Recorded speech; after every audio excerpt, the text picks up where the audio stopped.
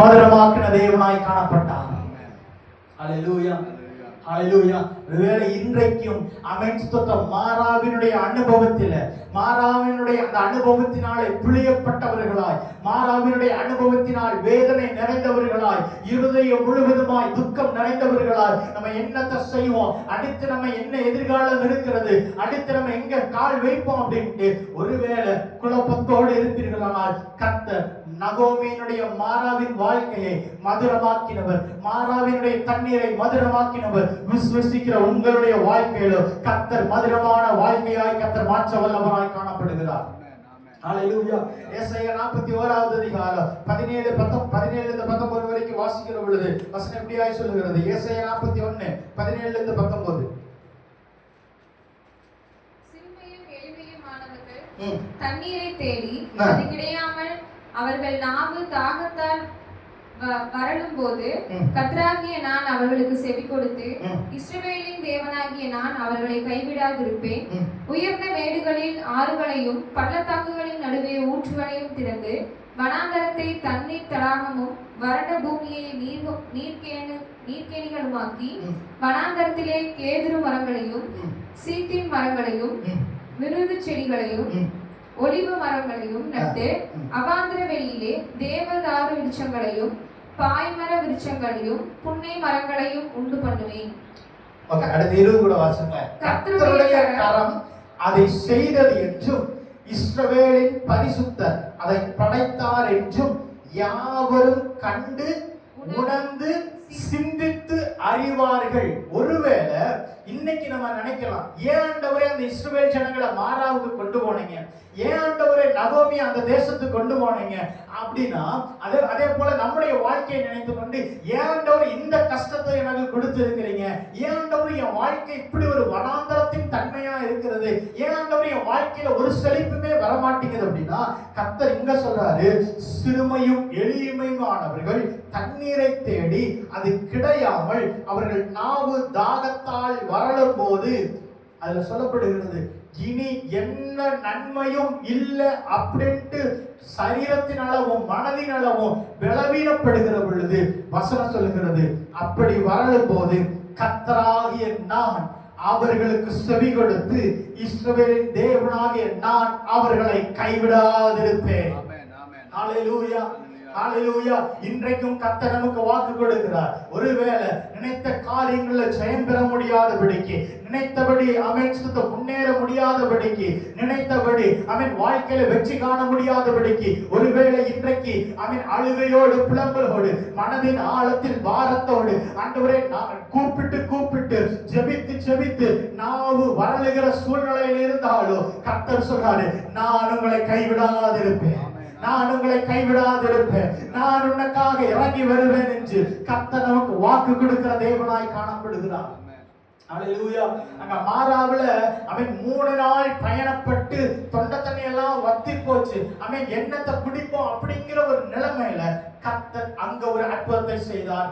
அது அவர்களுக்கு ஆச்சரியமாய் இருந்தது. அநேக ஜனங்களுக்கு அறிவிக்கப்பட்டது.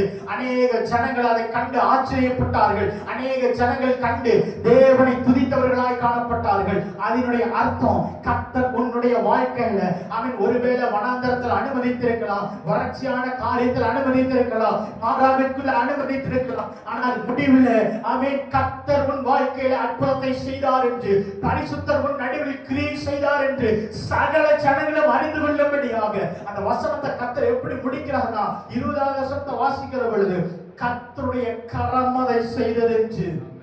ஹல்லேலூயா, ஹல்லேலூயா. முடிவில் கர்த்தர் சில காரியங்களுக்குள்ள அனுமதித்து தேவன் கிரியை செய்கிறார்னா அதனுடைய அர்த்தம், என்னால் அல்ல, என்னுடைய பலத்தினால் அல்ல, என்னுடைய சுயத்தினால் அல்ல, என்னுடைய ஞானத்தினால் அல்ல, கர்த்தருடைய கரமே அதை செய்தது என்று நாமும் நம்மோடு கூட இருக்கிறவர்களும் கண்டு உணர்ந்து சிந்தித்து அறிந்து கொள்ளும்படியாய் கர்த்தர் அதை செய்கிறவராய் காணப்படுகிறார். அல்லேலூயா. நம்முடைய தேவன் எப்ப தெரியுமா?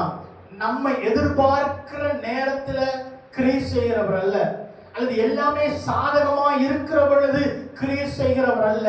ஆண்டவரே, என்னால எதுவுமே முடியாது, நான் எல்லாத்தையும் கேட்டுட்டேன், எனக்கான ஆலோசனை இல்ல, எனக்கான உதவிக்கரை இல்ல, நீங்க தான் ஆண்டவரே அப்படின்னு நம்ம அந்த லாஸ்ட் மினிட்ல நம்ம கூப்பிடுகிற பொழுது கூட கர்த்தர் நமக்காக இறங்கி வந்து உதவி செய்கிற தேவனாய் காணப்படுகிறார்.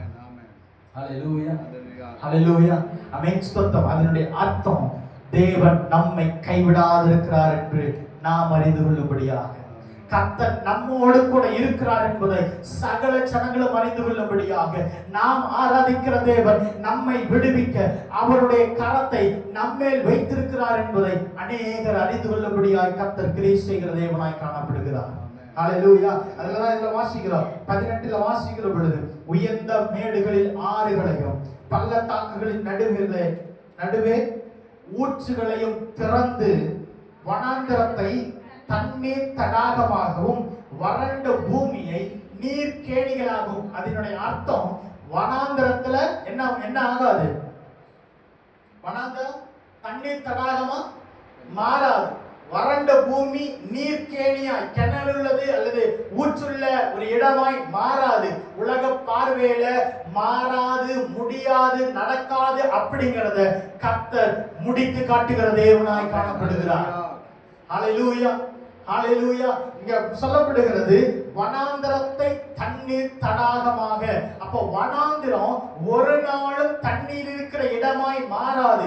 வனாந்தரத்துல எவ்வளவுதான் தோண்டினாலும், பாலைவனத்துல நம்ம அந்த மண்ணை இது பண்ணி தோண்டினாலும் அங்க என்ன கிடைக்காது, தண்ணீர் கிடைக்காது. வறண்ட பூமியில தண்ணீர் ஊறாது. ஆனா கர்த்தர் சொல்றாரு, முடியாது என்று உன் வாழ்க்கையில் இருக்கிறதை முடித்து காட்டும்படியாக என் கரம் கிரியை செய்கிறதை நீயும் உன்னோடு கூட இருக்கிறவர்களும் உன்னை சுற்றி இருக்கிறவர்களும் காணத்தக்கதாக என்னுடைய கரத்தின் கிரைகளை நான் வெளிப்படுத்துவேன். ஹல்லேலூயா, ஹல்லேலூயா. இந்த மாதத்துல 2வது வாரத்துல அவன் கர்த்தர் நமக்கு சொல்றாரு, நான் உன்னை கைவிடாதிருப்பேன், நான் உன்னை கைவிடாதிருப்பேன், நான் உனக்காக கிரியை செய்வேன். ஆமென். அது நடக்காத இடமா இருந்தாலும், ஆமென், அது நடப்பதற்கு பாசிபிள் இல்லாத சூழ்நிலைகளாய் இருந்தாலும், அது நடப்பதற்கு 1% கூட பாசிபிள் இல்லாத சூழ்நிலையாய் இருந்தாலும், உன்னை அழைத்தவரும் உன்னை உருவாக்கினவரும் உன்னை சிருஷ்டித்தவரும் நான் உனக்காக என்னுடைய கரத்தின் கிரியைகளை நான் செய்து முடிப்பேன். ஹல்லேலூயா, ஹல்லேலூயா. வனாந்தரத்துல தண்ணீர் தடாகமாகாது, வறண்ட பூமியில நீர் கேணிகள் ஆகாது.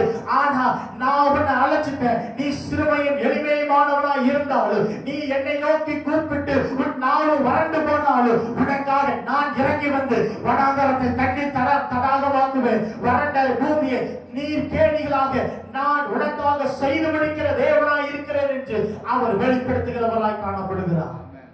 ஹல்லேலூயா, ஹல்லேலூயா, ஆமென். ஸ்தோத்திரம், ஆமென். அப்போ தேவன் நமக்காக சகலவற்றையும் செய்து முடிக்க வல்லவராய் காணப்படுகிறார்.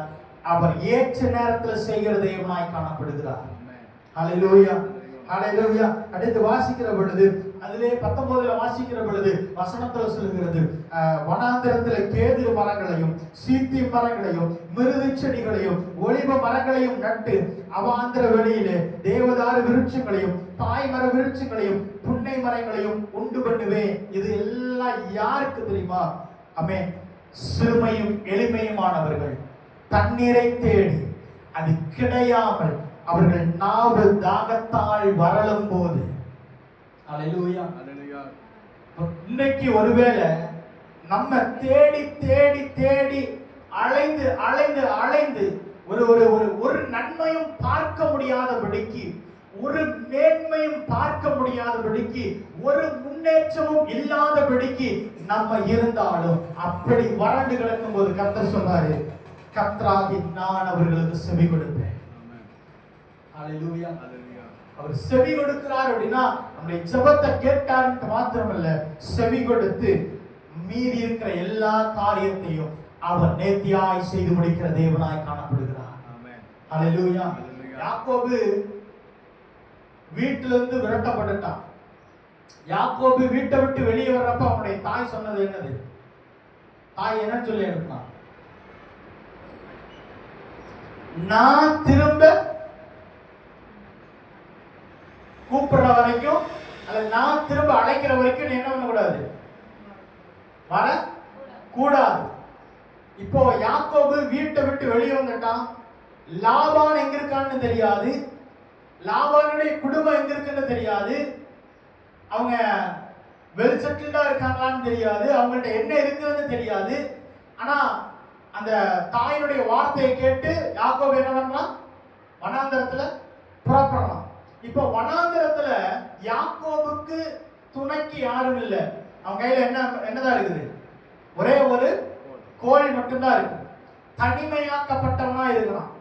இதுவரைக்கும் தனிமையை பார்க்காதவன், இதுவரைக்கும் தனிமையில் இல்லாதவன், இதுவரைக்கும் வீட்டுக்குள்ளேயே இருந்தவன் இப்போ வனாந்தரத்துல தனிமையா இருக்கிறான். வனாந்தரத்துல தனிமையா இருக்கிற பொழுது அவன் தனிமையா இருந்தாலும் அவனுக்கு ஒரு காரியம் நடக்குது. என்ன அப்படின்னா, ஆதியாகமம் 28வது அதிகாரம் 11 வாசிங்களேன். ஆதியாகமம் 28:11. ஒரு இடத்திலே வந்து சூரியன் அஸ்தமித்தபடியினால் அங்கே ராத்தங்கி அவ்விடத்திற்கு கற்களில் ஒன்றை எடுத்து தன் தலையின் கீழ் வைத்து அங்கே நித்திரை செய்யும்படி படுத்துக் கொண்டான். ஓகே, 16வது வாசிங்களேன். யாக்கோபு நித்திரை தெளிந்து விழித்தபோது மெய்யாகவே கர்த்தர் இந்த ஸ்தலத்தில் இருக்கிறார், இதை நான் அறியாதிருந்தேன் என்றான். ஓகே, ஆமென். இப்போ யாக்கோபு எங்க இருக்கான்? வனாந்தரத்துல இருக்கான். அடுத்த வேளை ஆகாரத்துக்கு யாக்கோபுக்கு என்ன இல்ல? வழி இல்ல. ட்ரெஸ் அடுத்த வேளை ட்ரெஸ் மாத்திரக்கு வழி இல்ல. எங்க போகணும்னு தெரியாது. இப்படியே இருந்தா பசி பட்டினியுமா இருக்கணும்.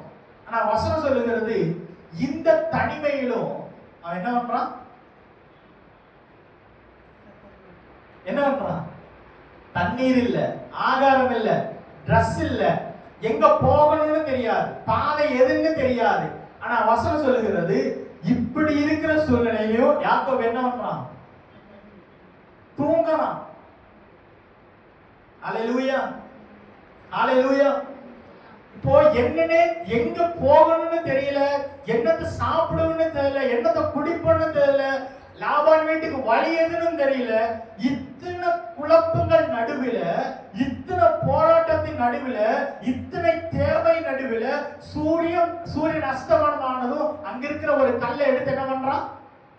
தூங்குறான். ஆனா அந்த தூக்கத்துல கர்த்தர் அவனுக்கான சொல்யூஷனை கர்த்தர் கொடுத்தவராய் காணப்பட்டார். அல்லேலூயா, அல்லேலூயா. சில நேரங்கள்ல நமக்கு தேவை அநேகம் இருக்கலாம். ஆமென். ஸ்தோத்திரம். நம்முடைய வாழ்க்கையில நிறைய குழப்பங்கள் இருக்கலாம், நிறைய காரியங்கள் இருக்கலாம். ஆனாலும் அதன் நடுவிலே கர்த்தர் ஒரு சிலவற்றை செய்யும்படியாக கர்த்தர் நம்முடைய வாழ்க்கையை கொண்டு போகிற தேவனாய் காணப்படுகிறார். அல்லேலூயா. இவனுக்கு தேவை அநேகம் இருக்கிறது, பாதை எதுன்னு தெரியாம குழப்பங்கள் நிறைய இருக்குது. ஆனாலும் சூரிய அஸ்தமனமானது கல்லை வச்சு தூங்குறான். கர்த்தர் சொப்பனத்தை காண்பிக்கிறார், அவனோடு கூட பேசுகிறார். இதுக்கப்புறம் யாக்கோபுக்கு ஒரு நம்பிக்கை வருகிறது, இந்த வனாந்தரத்துல நான் தனிமையில் இல்ல, என்னோடு கூட ஒருவர் இருக்கிறார். அல்லேலூயா, அல்லேலூயா. அந்த தூக்கத்தை கர்த்தர் கொடுத்தது. ஆமென். ஸ்தோத்திரம். நான் உன்னோடு கூட இருக்கிறேன் அப்படிங்கறத யாக்கோபுக்கு வெளிப்படுத்தும்படியாக. ஏன்னா அந்த அந்த அந்த கல்லுல சாய்ந்துட்டு யாக்கோபு என்ன சொப்பனத்தை கண்டான்? என்ன சொப்பனத்தை கண்டான்? தேவதூதர்கள் ஏறுகிறதும் இறங்குகிறதும். அதுக்கப்புறம் அந்த சொப்பனத்தில் முழித்ததுக்கு அப்புறம் என்ன ஆகுது? என்ன ஆகுது? வாசிங்கள 28க்கு அப்புறம், 28ல 16க்கு அப்புறம். மெய்யாகவே கர்த்தர் இந்த ஸ்தலத்தில் இருக்கிறார், இதை நான் அறியாதிருந்தேன். அப்போ தேவன் நடத்துகிற பாதை நம்முடைய பார்வைக்கு அங்க ஒண்ணுமே இல்லாததா இருக்கலாம். தேவன் நடத்துகிற பாதையில ஒரு நன்மையும் இல்லாமல் இருக்கிறதாய் காணப்படலாம். தேவன் நடத்துகிற பாதையில எல்லாம் வனாந்தரமா இருக்குதுன்னு நம்ம பார்வைக்கு இருக்கலாம். ஆனா அப்படி வனாந்தரத்துல தனிமையா இருந்த யாக்கோபு நித்திரை பண்ணுகிற பொழுது சொப்பனத்தின் மூலமாய் கர்த்தர் இடைப்பட்டார். அதுக்கப்புறம் யாக்கோபுக்கு தெரியுது, இந்த இடத்துல யார் இருக்கிறார்? கர்த்தர் இருக்கிறார், நான் இதை அறியாதிருந்தேன். கர்த்தர் யாக்கோபோடு இருந்தது நிமித்தமாக அதை பின்னர் யாக்கோபு அறிந்தது நிமித்தமாக அவனுடைய தேவைகளுக்கு ஒரு முடக்கமும் வரவில்லை. ஹalleluya. அவன் எங்க போகணுங்கிற அந்த பாதைக்கு ஒரு குழப்பமும் அல்ல. ஸ்ட்ரெயிட்டா லாபான் வீட்டுக்கு போறான். காரணம், கர்த்தர் கூட இருப்பாரானால் உன் வழியை அவன் மாற்றி விடுவதற்கு, உன் பாதையை மாற்றுவதற்கு பிசாசு எத்தனை போராட்டத்தை கொண்டு வந்தாலும் கர்த்தர் உன்னை நேராக நடத்தி கொண்டு போகிற தேவனாய் காணப்படுகிறார். ஆமென். ஹalleluya. ஹalleluya. கோணலானவைகளை செவ்வையாக்குகிற தேவன். அவன் இங்க அந்த யாக்கோபுக்கு ஒண்ணுமே இல்லை, ஆனா கர்த்தர் ஒருவர் அவன் கூட இருக்கிறார் அப்படிங்கறத அவன் அறிந்து கொண்டான். மீதி உள்ள காரியங்கள் எல்லாம் ஜெயமாய் நடந்ததாய் காணப்பட்டது. ஹalleluya. இதுக்கு முன்னாடி என்னத்தை சாப்பிடணும், என்னத்தை குடிப்போம், எங்க நமக்கு ஆகாரம் கிடைக்கும் எதுவும் தெரியாது. ஆனா இப்ப கர்த்தர் வந்ததுக்கு அப்புறம் வேலைக்கு அவனுக்கான ஆகாரம் வந்துச்சு. லாபான் வீட்டுக்கு போனான். அவன் எங்க போகணுமோ அந்த இடத்துல கர்த்தர் கொண்டு போய் சேர்த்தவராய் காணப்பட்டான். ஹalleluya. அது மாத்திரமல்ல, அந்த தனிமை நடுவில் கர்த்தர் அவனுக்கான வாக்குத்தத்தத்தையும் கர்த்தர் கொடுத்தவராய் காணப்பட்டார். ஹalleluya. அந்த இடத்துல கர்த்தர் அவன் என்னன்னு சொன்னாரு? என்னன்னு சொன்னாரு? ஆதியாகமம்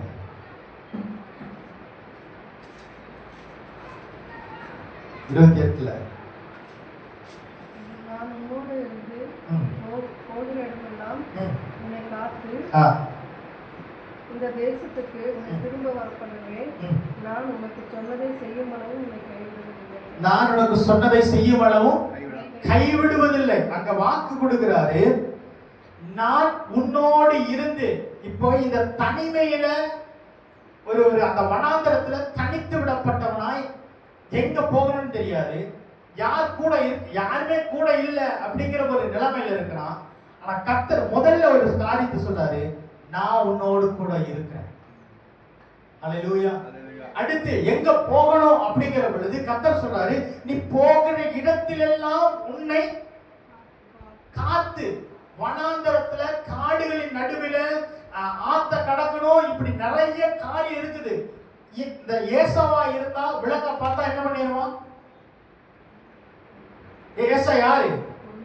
வில்வித்தக்காரன், வேட்டைக்காரன். அவன் என்ன பண்ணிடுவான்? விலங்குகளை வேட்டையாடிடுவான். ஆனா யாக்கோபு கூடாரவாசி, எப்படி வேட்டையாடணும்னு தெரியாது, எந்த மிருகமாச்சு வந்துச்சுன்னா என்ன பண்ணணும்னு தெரியாது. ஆனா கர்த்தர் அந்த நடத்துகிற பொழுது வார்த்தை கொடுக்கிறாரு, நான் உன் கூட இருக்கிறேன், நீ போகிற இடமெல்லாம் உன்னை பாதுகாத்து உன்னை காத்து இந்த தேசத்துக்கு உன்னை திரும்பி வர பண்ணுவேன். அதுக்கப்புறம் சொல்றாரு, நான் சொன்னதை செய்யும் அளவும் உன்னை கைவிடுவதில்லை. ஹalleluya. இதேதான் அங்க இஸ்ரவேல் ஜனங்களுக்கும் அவர் வாக்குத்தத்தம் கொடுத்துட்டாரு, கானானுக்கு கொண்டு போவன்னு. அதை முடிக்கிற வரைக்கும் கர்த்தர் கைவிடாதவராய் காணப்பட்டார். ஹalleluya. ஹalleluya. இதேதான் நம்ம ஏசாயாவையும் வாசித்தோம். கர்த்தராகிய நான் உன்னை கைவிடாதிருப்பேன். தேவனால் அழைக்கப்பட்ட நபர்கள், தேவனால் தெரிந்து கொள்ளப்பட்ட நபர்கள், தேவனால் முன்குறிக்கப்பட்ட நம்மை கர்த்தர் ஒரு பாதையில் நடத்துறார் அப்படின்னா நம்முடைய பார்வைக்கு வனாந்தரமா இருக்கலாம், நம்முடைய பார்வைக்கு நன்மை இல்லாததா இருக்கலாம், நம்முடைய பார்வைக்கு அது வெறுமையா இருக்கலாம். ஆனால் நடத்துகிறவரும் கூட இருக்கிறவரும் தேவனாய் இருப்பாரானால் வனாந்தரத்துல தண்ணீர் தடாகத்தை உண்டு பண்ணுகிற தேவனாய் அவர் நடப்பார். ஹalleluya. ஹalleluya. ஏன் அப்படின்னா எபிரேயர் 11:3 வாசிங்களா? எபிரேயர் 11:3. எபிரேயர் 11:3.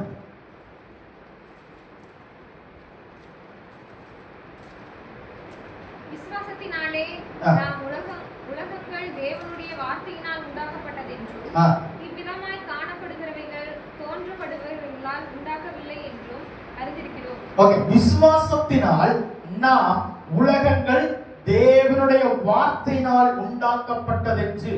அப்போ நம்ம இப்ப பார்க்கிற இந்த பூமி, மரம், செடி, கொடி எல்லாமே யாரால உருவாக்கப்பட்டது? தேவனுடைய வார்த்தையினால் உண்டாக்கப்பட்டது. நம்முடைய வாழ்க்கையில நம்ம இன்றைக்கு அனுபவிக்கிற ஆசீர்வாதங்களும் நன்மைகளும், நம்ம கையில கிடைத்திருக்கிற மேன்மைகளும் அல்லது பதவிகளும், இது எல்லாமே தேவனுடைய வார்த்தையினால் நமக்கு கிடைக்கப்பட்டதாய் காணப்படுகிறது. அதே போல இன்னொன்று எழுதியிருக்கிறது, தோன்றப்படுகிறவைகளால் உண்டாகவில்லை என்று அறிந்திருக்கிறோம். அதாவது மனுஷர்களால் இது உருவாக்கப்படல. நமக்கு கிடைத்திருக்கிற ஒரு பதவிகளோ, பொசிஷனோ, ஆசீர்வாதமோ, நன்மையோ இது எல்லாமே மனிதர்களால் நமக்கு கொடுக்கப்படவில்லை. மாறாக தேவனுடைய வார்த்தையினால் நமக்கு கிடைக்கப்பட்டிருக்கிறதாய் காணப்பட்டிருக்கிறது. ஹல்லேலூயா, ஹல்லேலூயா. நம்ம பார்க்கிற எல்லாமே அமைச்சம். ஒருவேளை தோன்றப்படுகிறவைகளால் உண்டாகவில்லை என்றால் அதனுடைய அர்த்தம் என்ன அப்படின்னா, கல்லை வச்சு என்னதான் உருவாக்க முடியும்?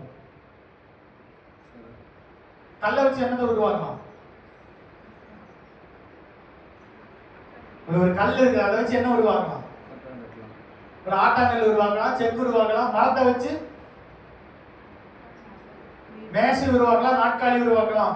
ஆனா அந்த மரத்தை வச்சு நகையை உருவாக்க முடியுமா? கல்லை வச்சு நகையை உருவாக்க முடியுமா? அப்போனா அந்ததை வச்சு அதை மட்டும் தான் உருவாக்க முடியும். அதே போலதான் இந்த தோன்றப்படுகிறவைகளால் உண்டாகவில்லை என்றால் அமைச்சம். இந்த சயின்ஸ்ல கண்டுபிடிச்சிருக்காங்கல்ல, இதை வச்சு இது உருவானது, இதை வச்சு இது உருவானது அப்படிங்கறதெல்லாம் அதெல்லாம் என்னது? பொய்.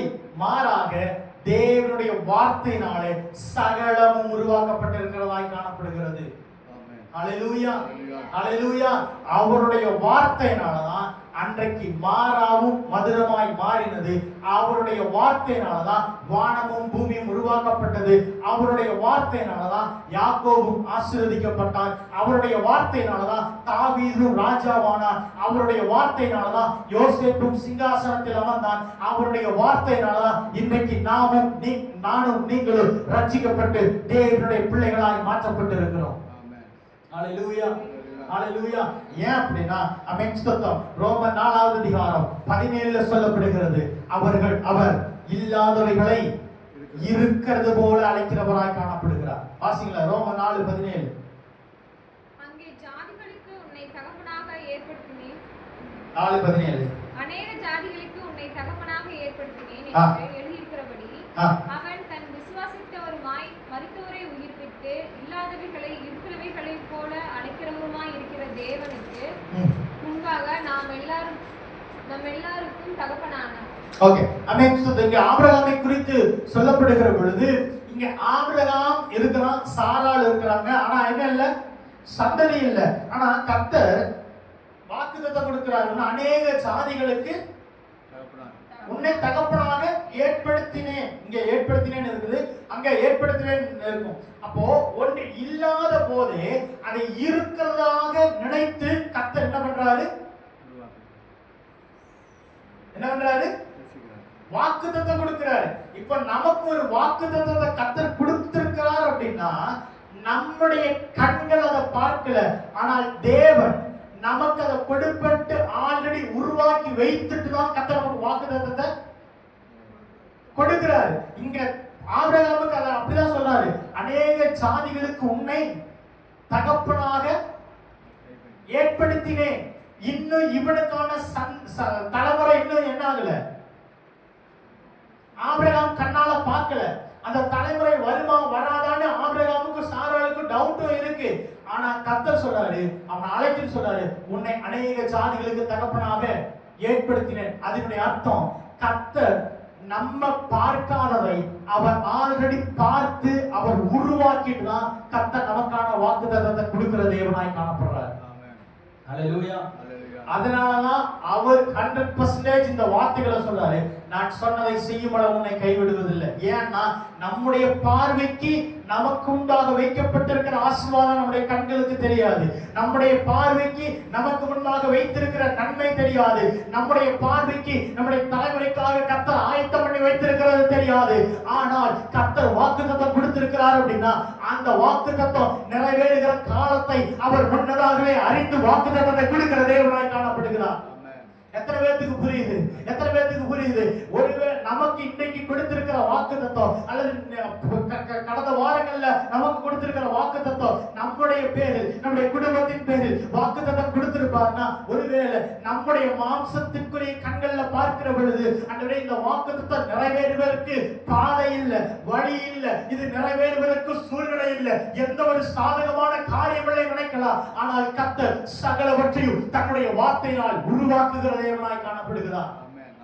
ஹல்லேலூயா, இன்னைக்கு பார்க்கிற பொழுது நம்முடைய தலைமுறைகள் இல்லாமல் இருக்கலாம். இன்னைக்கு பார்க்கிற பொழுது நம்முடைய தலைமுறைக்கான உயர்வு இல்லாமல் இருக்கலாம். இன்னைக்கு பார்க்கிற பொழுது நமக்கான நன்மை இல்லாமல் இருக்கலாம். ஆனால் கர்த்தர் அந்த நன்மைகளை உருவாக்கி வைத்திருந்தான் நம்மோடு கூட இடைபெறுகிற தேவனாய் காணப்படுகிறார். ஹalleluya ஹalleluya ஆமென் ஸ்தோத்திரம். அதனாலதான் ரோமர் 4:17 வாசித்தோம், இல்லாதவைகளை இருக்கிறவைகளைப் போல அழைக்கிறவருமாகிய தேவன். ஹalleluya ஹalleluya ஆமென் ஸ்தோத்திரம். ஆமென். அந்த மலை பிரசங்கத்துல அங்க உட்கார்ந்துட்டு இருக்கிற பொழுது என்ன இல்ல, ஆதாரம் இல்ல, ஆனா எல்லாத்தையும் என்ன பண்ணிட்டாரு, வரிசையா உட்கார வச்சுட்டாரு. சீசர்கள் எல்லாம் பாக்குறாங்க, எல்லாத்தையும் உட்கார வச்சாச்சு, ஆனா கையில என்னதான் இருக்குது, எத்தனை மீன் இருக்குது, 5 அப்பம் 2 மீன். புருஷர்கள் மாத்திரம் 5000 பேர் உட்கார்ந்துட்டு இருக்காங்க. சீசர்கள் எல்லாம் ஆச்சரியமாய் பாக்குறாங்க, எப்படி இயேசு கிறிஸ்துவால இதை செய்ய முடியும், எப்படி இத்தனை பேருக்கு கொடுக்க முடியும் அப்படின்ட்டு. ஆனா இயேசு கிறிஸ்து வானத்தை பார்த்து அந்த அப்பத்தை என்ன பண்றாரு, பிற்கிறார். அநேகருக்கு போக மீதி எத்தனை கூட மிச்சமா இருந்துச்சு, 12 கூட. ஹalleluya. ஒருவேளை நம்முடைய கண்கள் இன்னைக்கு சீசர்களுடைய கண்களை பார்த்து சூழ்நிலை எல்லாம் எதிராக இருக்குது, சூழ்நிலை எல்லாமே சாதகம் இல்லாமல் இருக்குது, எப்படி ஆண்டவரை இதுல உங்களுடைய கரம் செய்யும் அப்படின்னா அவர் செய்து முடிக்கிற தேவனாய் காணப்படுகிறார். ஹalleluya ஹalleluya. அந்த சீசர்கள் பார்க்கிற பொழுது, ஜனம் பார்க்கிற பொழுது அந்த 5000 பேர் புருஷர்களுக்கான ஆகாரம் இல்ல, உண்மைதான். ஆனா அது கர்த்தருடைய கையில வந்துச்சுன்னா இல்லாதவைகள் இருக்கிறதை போல அழைத்து எல்லாவரையும் திருப்திப்படுத்தின என் தேவனாகிய கர்த்தராய் அவர் இருக்கிறார். ஹalleluya ஹalleluya. ஏசாயா 65:18 வாசிக்கிற பொழுது ஏன் கர்த்தர் இதெல்லாம் செய்யறாரு அப்படின்னா, ஏசாயா 65வது அதிகாரம் 18வது வசனத்தை வாசிக்கிறேன். இந்த கசப்பின் அனுபவத்திற்கு பின்பு, தனிமையின் அனுபவத்திற்கு பின்பு, இழப்பின் நடுவிற்கு பின்பு கர்த்தர் செய்ய போகிற காரியம் என்ன தெரியுமா? ஏசாயா 65:18 நான் சிருஷ்டிக்கிறதினாலே நீங்கள் என்றென்றைக்கும் மகிழ்ந்து களிகூர்ந்தீர்கள். இதோ எருசலேமை களிகூர்தலாகவும் என் ஜனத்தை மகிழ்ச்சியாகவும் சிருஷ்டிக்கிறேன். ஓகே, அது என்னதர வாசிங்க. நான் சிருஷ்டிக்கிறதினாலே நீங்கள் என்றென்றைக்கும் மகிழ்ந்து களிகூர்ந்தீர்கள். நான் சிருஷ்டிக்கிறதினாலே நீங்கள் என்றென்றைக்கும் மகிழ்ந்து களிகூர்ந்து. ஓகே, அப்போ தேவன் நமக்காக இல்லாதவைகளை எதுக்கு சிருஷ்டிக்கிறார் அப்படின்னா, நம்முடைய இந்த தனிமை மாறுபடியாக, நம்முடைய இந்த கசப்பான வாழ்க்கை மாறுபடியாக, நம்முடைய இந்த வேதனை நிறைந்த வாழ்க்கை மாறுபடியாக அவர் சிருஷ்டித்து நம்முடைய வாழ்க்கையில புதிய காரியங்களை சிருஷ்டித்து புதிய காரியங்களை உருவாக்கி நம்மை மகிழ்ந்து களிகூரும்படியாய் செய்கிற தேவனாய் காணப்படுகிறார். ஹalleluya ஹalleluya ஆமென். அப்போ நம்முடைய வாழ்க்கையில ஆமென் கர்த்தர் இருக்கிறதை நமக்காக வைத்திருக்கிறத கர்த்தர் எடுத்து தருவார், இல்லாததை கர்த்தர் உருவாக்குகிற தேவனாய் காணப்படுகிறார். ஹalleluya ஹalleluya. இப்போ இஸ்ரவேல் ஜனங்க மாறாவுக்குள்ள வந்த உடனே தண்ணீர் என்னவா இருக்குது, மதுரமா இருக்குது. இப்ப இருக்கிறத கொடுக்க முடியாது, ஏன்னா இருக்கிற தண்ணி என்னவா இருக்குது, கசப்பா இருக்குது. உடனே கர்த்தர் சொன்னாரு, அந்த மரத்தினுடைய பட்டையை போடு. ஆமென். அவர் காண்பித்து கொடுத்த பொழுது, அவர் இருக்கிறதை எடுத்து கொடுத்த பொழுது அந்த தண்ணீர் மதுரமாய் மாறினதாய் காணப்பட்டது. ஹalleluya ஹalleluya. அடுத்து இந்த மாறாக்கு அப்புறம் ஏலேமுக்கு அப்புறம் அவர்கள் பார்க்கறாங்க, பசிக்குது, ஆகாரம் இல்ல. உடனே இல்லாததை வானத்திலிருந்து மன்னாவை கொடுத்தவராய் காணப்பட்டார். ஹalleluya. இருக்கிறத அவர் அப்படியே எடுத்து கொடுக்கிறார், இல்லாததை வானத்திலிருந்து கர்த்தர் கொடுக்கிறவராய் காணப்படுகிறார். அதனுடைய அர்த்தம் அவருடைய சிருஷ்டிப்பு எல்லாம் நாம் மகிழ்ந்து களிகூரும்படியாய் கர்த்தர் வைத்திருக்கிறவராய் காணப்படுகிறார். ஹalleluya. சகலமும் அவருடைய வார்த்தையினால் உருவானதாய் காணப்பட்டது. இன்றைக்கு நமக்கும் தேவைகள் அநேகமா இருக்கலாம், பண தேவைகள் அநேகமா இருக்கலாம், ஆசீர்வாதத்துல குறைவா இருக்கலாம், நன்மையில குறைவா இருக்கலாம், மேன்மையில குறைவா இருக்கலாம். தேவனிடத்துல கேட்கிற பொழுது கர்த்தர் தன்னுடைய வார்த்தையினாலே சகலவற்றையும் நம்முடைய கரங்களில் கொடுக்க வல்லவராய் காணப்படுகிறார். ஹalleluya ஹalleluya ஆமென். செங்கடலை நடத்துகிற பொழுது இந்த ஜனம் பார்க்கிற பொழுது என்ன இல்ல, பாதை இல்ல.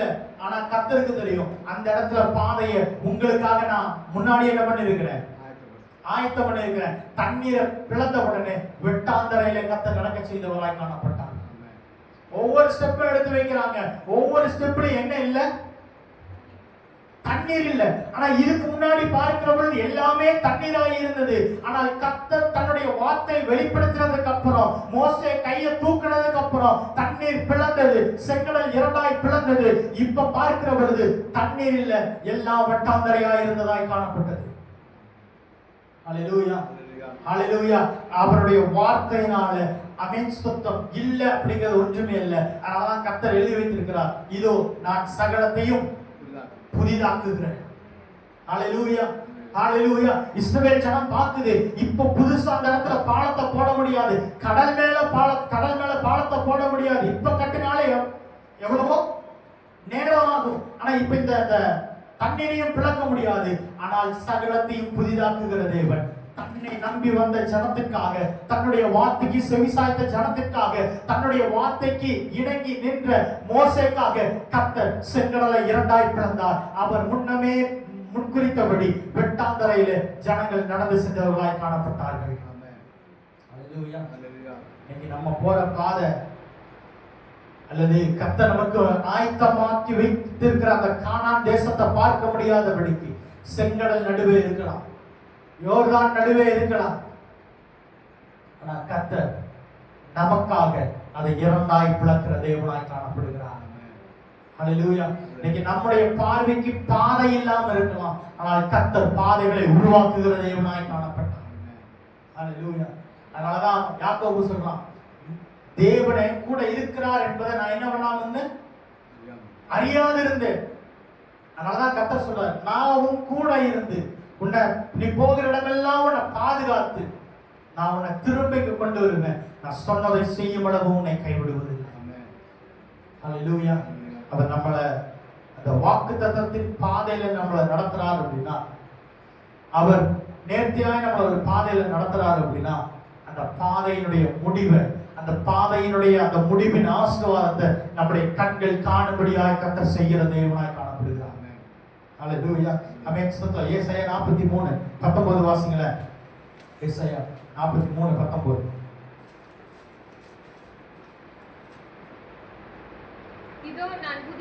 இதோ நான் புதிய காரியத்தை செய்கிறேன், இப்பொழுதே அது தோன்றும், நீங்கள் அதை அறியீர்களா?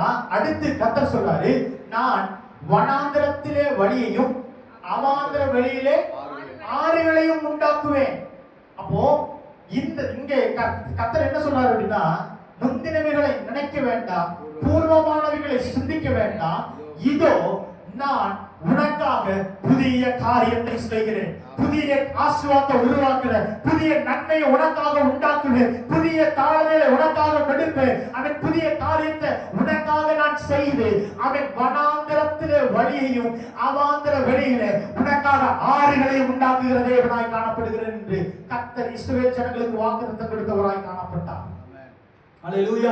இன்றைக்கும் கர்த்தர் அதே காரியத்தை தான் நமக்கு சொல்றாரு. ஒருவேளை நம்ம எந்த பாதாண்டவரை எந்த பாதையை நான் சூஸ் பண்ணணும், எனக்கு முன்னாடி பாதையே இல்லாம இருக்குது, எனக்கு முன்னாடி வழியே இல்லாமல் இருக்கலாம். நான் எங்க கால் எடுத்து வைப்பேன், எந்த இடத்துல நான் ஸ்டெப் எடுத்து வைப்பேன், எந்த ஸ்டெப் எடுத்து வைத்தா எனக்கு முன்னேற்றம், எந்த ஸ்டெப் எடுத்து வைத்தா எனக்கான நன்மை கிடைக்கும் அப்படின்னு இருக்கலாம். கர்த்தர் சொல்றாரு, புதிய காரியத்தை நான் உனக்காக செய்கிறேன், இப்பொழுதே அது தோன்றும். ஹல்லேலூயா. அதுக்கப்புறம் கர்த்தர் சொல்றாரு, நீங்கள் அதை அறியீர்களா?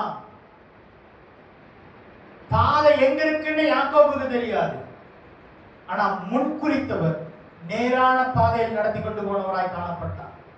இஸ்ரவேல் ஜனங்களுக்கு செங்கடலில் பாதை எங்க இருக்குன்னு தெரியாது, எரிகோ மலையில பாதை எங்க இருக்குன்னு தெரியாது, யோர்தான் நடுவில் பாதை எங்க இருக்குன்னு தெரியாது, ஆனால் அழைத்தவர் பாதைகளை உருவாக்கி கானான் தேசத்துக்கு அழைத்து கொண்டு போனவராய் காணப்பட்டார். ஹல்லேலூயா. அதனாலதான் அவர் எழுதி வைத்திருக்கிறார், வனாந்தரத்திலே வழியையும் அவாந்தர வெளியிலே ஆறுகளையும் உண்டாக்குவேன். இதே இஸ்ரவேல் ஜனங்கள் ஒரு இடத்துல தண்ணீர் வேணும், அந்த மாறா ஏலிம் இதுக்கெல்லாம் கடந்து ஒரு இடத்துல தண்ணீர் வேணும்னு கேட்பாங்க. உடனே மோசே எதை அடிப்பான்? கண்மலை அடிக்க சொல்லுவாரு, கண்மலையை அடிப்பான். கண்மலையிலிருந்து என்ன வருது? தண்ணீர் வருது. கண்மலையிலிருந்து கண்மலை உடைச்சா என்னதான் வரணும்?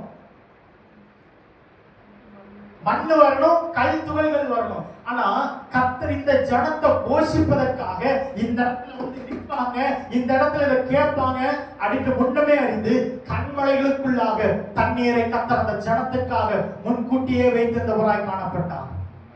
ஹல்லேலூயா, ஹல்லேலூயா. ஒரு இடத்துல கர்த்தர் நம்மளை தனிமையாய் விடாது, ஒரு இடத்துல நம்மளை தனித்து விடாது, அல்லது கர்த்தர் நம்முடைய ஒரு இடத்துல நம்மளை மாறாவிற்குள்ள கொண்டு போகிறது அல்லது வனாந்தரத்துல கொண்டு போகிறது. எதுக்கு அப்படின்னா நமக்கான ஆசீர்வாதத்தை நம்ம பெற்றுக்கொள்ளும்படியாக. ஹல்லேலூயா. அவருடைய கரத்தின் கிரியைகளை நாம் பார்க்கும்படியாக, அவருடைய கரத்தின் கிரியைகளை நாம் அனுபவிக்கும்படியாக. அந்த ஜனங்கள்லாம் ஆச்சரியமாய் பார்க்கிறாங்க. கண்மலையிலிருந்து என்ன வருது? தண்ணீர் ஊற்றுகிறதாய் காணப்பட்டது. இந்த ஜனங்களுடைய பார்வைக்கு அது வெறும் கல். ஆனா கர்த்தருக்கு தான் தெரியும் இந்த கண்மலைக்குள்ள இந்த ஜனத்திற்கான நான் தண்ணீரை வைத்திருக்கிறேன். ஹல்லேலூயா, ஹல்லேலூயா. பேதுரு பார்க்கிறான், ராம் முழுவதும் பிரயாசப்படுறான். ராம் முழுவதும் அவன் வலைய போடுறப்போ மீன் எல்லாம் எங்கதான் இருக்குது? மேல இருக்குது. இப்ப கர்த்தர் வராரு, ஆழத்துல போடுங்கிறாரு. ஆழத்துல மீனே இருக்காது. ராத்திரி முழுவதும் அந்த மீன் அந்த குளிர்காக எங்கதான் இருக்கும்? மேலதான் இருக்கும். ஆனா கர்த்தர் சொல்றாரு ஆழத்துல போடு அப்படின்ட்டு. பேதுரு பார்க்கிற ஆழத்துல வலைய போட்டா இன்னத்துக்கு மீன் இருக்காது. இத்தனை வருஷம் எக்ஸ்பீரியன்ஸ் பண்ணிருக்கிற ஆழத்துல இன்னத்துக்கு மீனே இருக்காது அப்படின்ட்டு. ஆனா கர்த்தர் அவன் திருப்தி அடையும்படியாக, அவன் சில ஆச்சரியங்களை பார்க்கும்படியாக இல்லாதவைகளை இருக்கிறதை போல பேர் சொல்லி அழைத்தார். மீன்கள் வலையில வந்தது. அநேகருடைய கண்கள் ஆச்சரியமானதாக காணப்பட்டது. ஆமென், ஆமென். ஹல்லேலூயா. இன்னைக்கு நீங்க போற வலை ஒருவேளை எம்டியா திரும்ப உங்களிடத்துல வந்து கொண்டு இருக்கலாம். ஹல்லேலூயா. ஒருவேளை வெறுமையாய் உங்களுடைய கரங்களை நீங்க அந்த வலை எடுக்கிற பொழுது வெறுமையாகவே இதுவரைக்கும் வந்து கொண்டிருக்கலாம். ஆனா கர்த்தர் இல்லாதவர்களை இருக்கிறதை போல அழைக்கிற தேவன். ஆமென். இப்போ கர்த்தருடைய வார்த்தையின்படி பேதுரு போட்டான். வலை கிழியத்தக்கதாக ஆசீர்வாதத்தை கர்த்தர் கொடுத்தவராய் காணப்பட்டார். ஹல்லேலூயா. அவருடைய வார்த்தை இல்லாதவைகளை இருக்கிறதை போல அழைக்கிறது, இல்லாதவைகளை புதிதாய் உருவாக்குகிறதாய் காணப்படுகிறது. ஹல்லேலூயா. அதனாலதான் ஏசாயா வாசிப்போம், இதோ நான் புதிய காரியத்தை செய்கிறேன். புதியதாய் நமக்கு உருவாக்குகிற தேவனாய் காணப்படுறார். நமக்கான காரியத்தை கொடுக்கும்படியாக, நமக்கான தேவைகள் சந்திக்கும்படியாக, நமக்கான நன்மைகளை நாம் பார்க்கும்படியாக கர்த்தர் உருவாக்குகிற தேவனாய் காணப்படுகிறார். இதே மாறாவுல இதே ஜனங்கள் இருக்கிற பொழுது ஏழிமை பத்தி தெரியாது.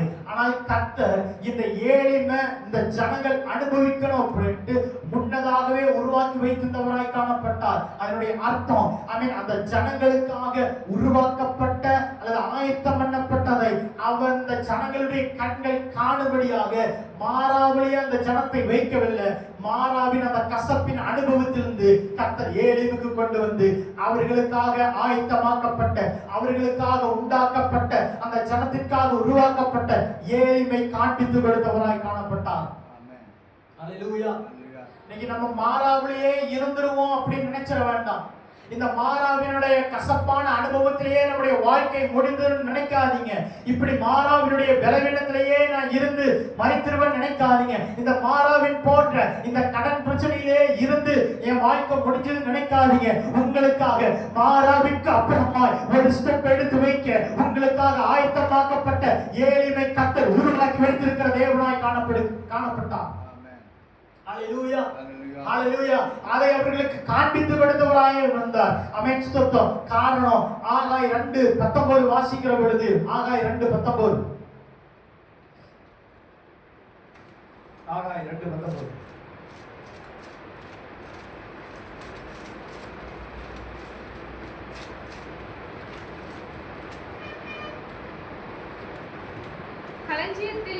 களஞ்சியத்தில் இன்னும் விதை தானியம் உண்டோ? அத்திமரமும் ஒலிவ மரமும் கனி கொடுக்கவில்லையோ? இதனுடைய அர்த்தம் இவ்வளவு நிறைய பிரயாசப்பட்டு என்ன ஆகல, பலனில்லாமல் இருக்கிறது. அல்லது பிரயாசப்பட்டு ஜெபித்து ஆராதித்து தேவனை தேடி இன்னும் பிரயாசப்பட்டும் அந்த பலன் இல்லை அப்படிங்கிற ஒரு காரியத்திற்குள்ளாக இங்க வருகிற பொழுது திராட்சை செடியும் அத்தி மரமும் மாதுளம் செடியும் ஒலிவ மரமும் கனி கொடுக்கவில்லையே அப்படின்னு சொல்லிட்டு அடுத்து கர்த்தர் ஒரு வார்த்தையை கொடுக்கிறார், நான் இன்று முதல் உன்னை ஆசீர்வதிப்பேன். ஹல்லேலூயா, ஹல்லேலூயா. பிரயாசப்பட்டு இருக்கிறோம், ஆனாலும் இன்னும் மாறாமல் இருக்கிறோம். பிரயாசப்பட்டு இருக்கிறோம், இன்னும் கசப்புக்குள்ள இருக்கிறோம். பிரயாசப்பட்டு இருக்கோம், ஆனாலும் இன்னும் நன்மை இல்லை. பிரயாசப்பட்டு இருக்கிறோம், ஆனாலும் முன்னேற்றம் இல்லை. பிரயாசப்பட்டு இருக்கிறோம், இந்த கசப்புல இருந்து வெளியே வர முடியல. கர்த்தர் சொல்றாரு, இதெல்லாம் இருக்கட்டும், நான் இன்று முதல் உங்களை ஆசீர்வதிப்பேன். ஹல்லேலூயா. மாறாவினுடைய அனுபவத்திற்கு அப்புறமா ஆயத்தம் பண்ணப்பட்டதை அந்த ஜனங்களுடைய கண்கள் காணும்படியாய் கர்த்தர் மாற்றினார். ஹல்லேலூயா. அதனாலதான் ஒரு வசனத்துல கூட ஏசாயால நினைக்கிறேன், புலம்பலுக்கு பதிலாக ஆனந்தத்தையும், சாம்பலுக்கு பதிலாக சிங்காரத்தையும், வெட்கத்திற்கு பதிலாக இரட்டிப்பான நன்மைகளையும் தருகிற தேவனாய் காணப்படுகிறார். ஏசாயா 61.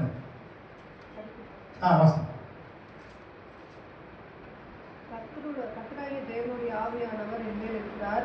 சிறுமைப்பட்டவருக்கு சுவிசேஷத்தை அறிவிக்க கர்த்தர் 3வது வசனத்துல வாசிப்போம்.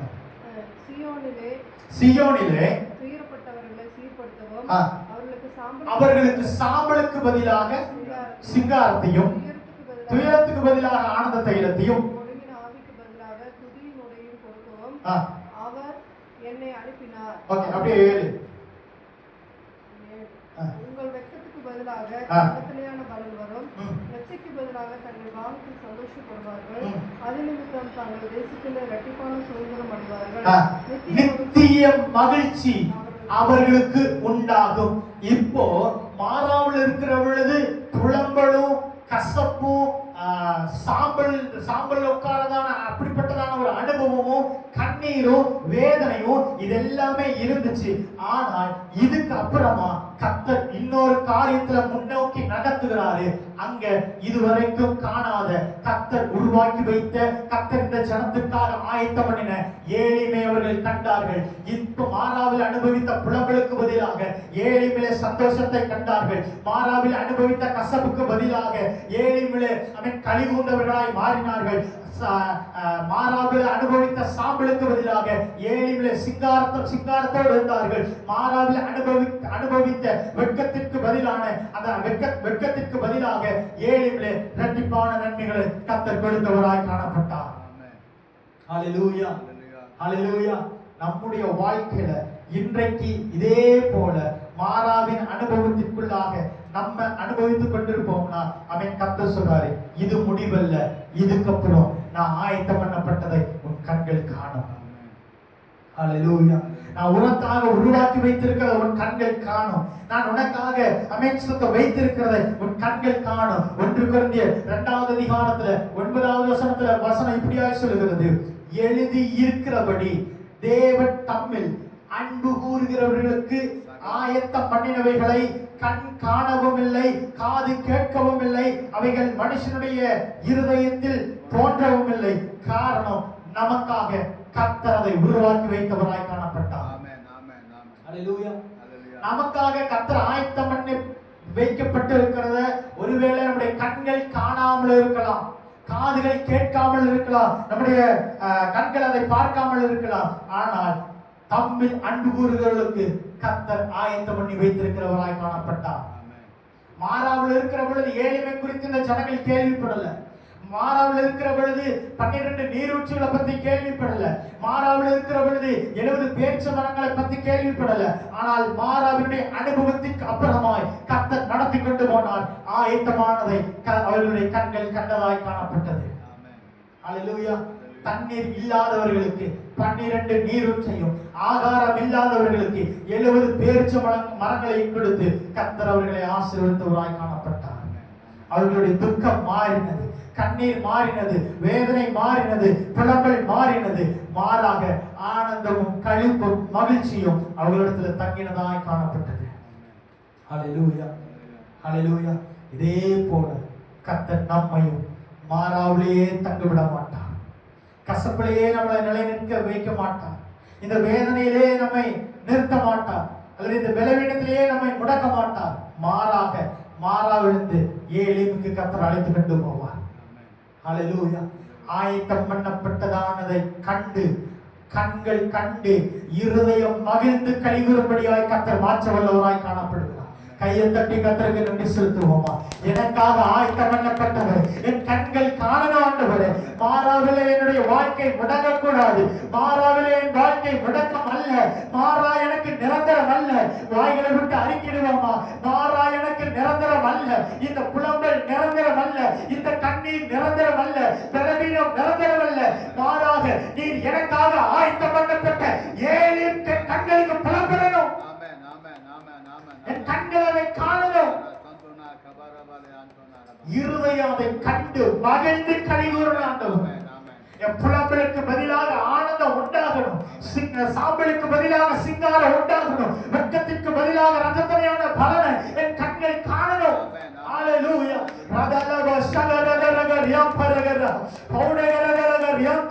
வனாந்தரத்தில் தனிமையில் இருந்தவனை கண்டு கர்த்தர் சொன்ன வார்த்தை, அவன் நான் உன்னோடு கூட இருக்கிறேன். நான் உன்னோடு கூட இருந்து நீ போகிற இடமெல்லாம் உன்னை காத்து நான் உன்னை திரும்ப கொண்டு வருவேன். நான் சொன்னதை செய்யவளவு உன்னை கைவிடுவதில்லை. ஹalleluya.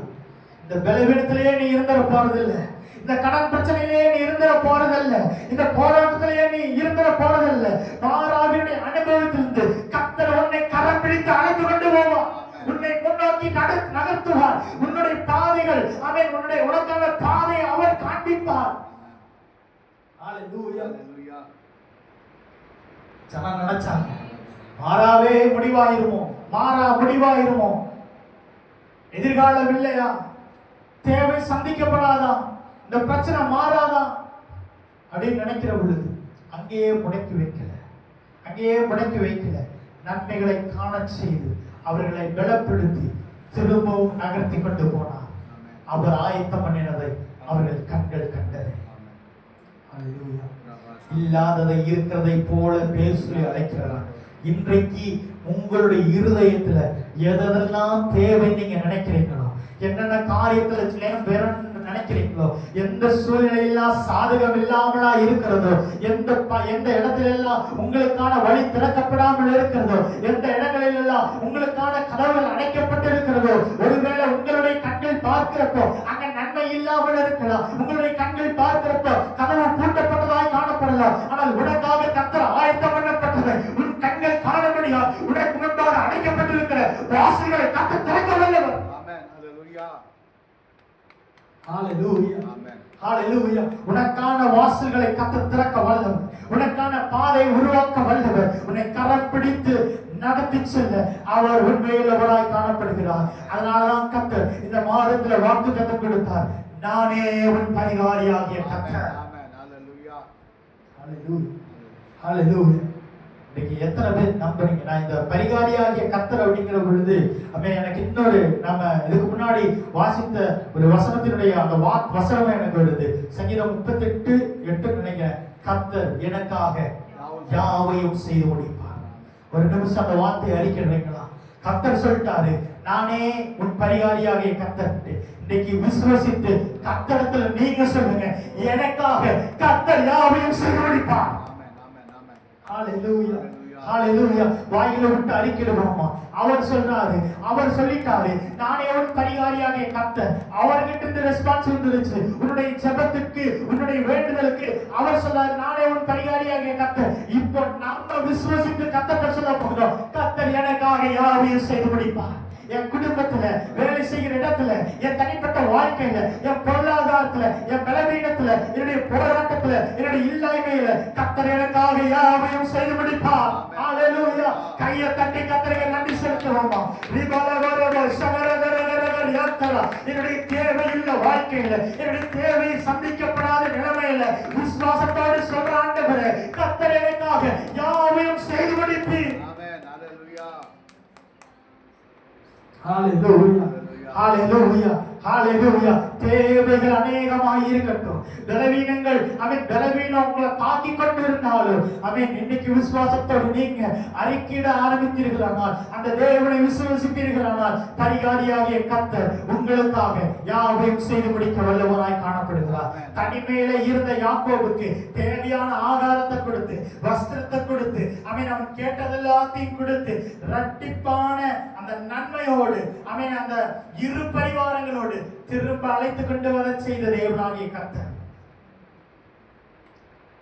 அந்த தொடங்கின இடத்துல வெறும் கோல் மட்டும்தான், அதே தொடங்கின இடத்துல கர்த்தர் திரும்ப அழைத்து கொண்டு வராரு.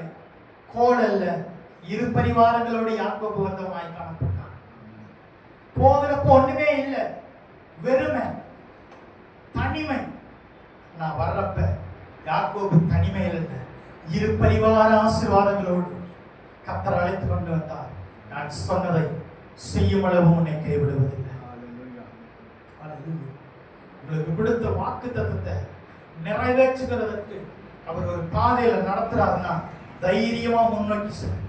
அது கசப்பு நிறைந்த மாறாவா இருந்தார், வனாந்திரமா இருந்தார், நம்ம கால வைக்கிற பொழுது வனாந்திரத்தில் அவர் தண்ணீர்களை உருவாக்குவார். ஹல்லேலூயா. மேடுகளில் ஆறுகளை உருவாக்குவார், வனாந்திரத்தில் தண்ணீர் தடாகத்தை உருவாக்குவார், வறண்ட பூமியிலே நமக்காக நீர்க்கேணிகளை அவர் உருவாக்குவார். ஹல்லேலூயா. அவரே நம்முடைய பரிகாரியாகிய கர்த்தர், அவரே நம்முடைய பரிகாரியாகிய கர்த்தர். இந்த வார்த்தைகளால் கர்த்தர் நம்ம ஒவ்வொருவரையும் கர்த்தர் ஆசீர்வதிப்பாராக. ஆமென்.